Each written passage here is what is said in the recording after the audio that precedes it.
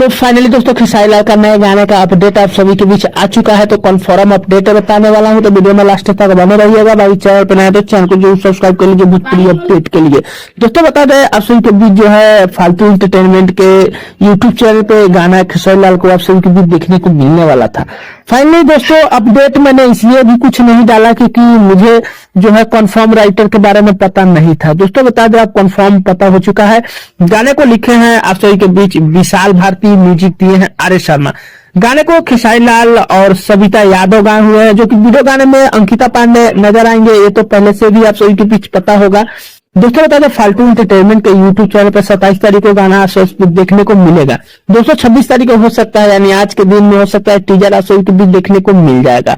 गाने ये भी काफी बेहतरीन बनाए हैं दोस्तों। थोड़ा सा हमें लग रहा है कि हंसी टाइप का गाना होने वाला है। बाकी देखिए गाने आने के बाद क्या कुछ रिस्पॉन्स होता है, कैसा मार्केट में चलता है। ऐसे तो लगभग में जितने भी गाने आते हैं खेसारी लाल के वो तो आते ही मार्केट पकड़ ही लेता है।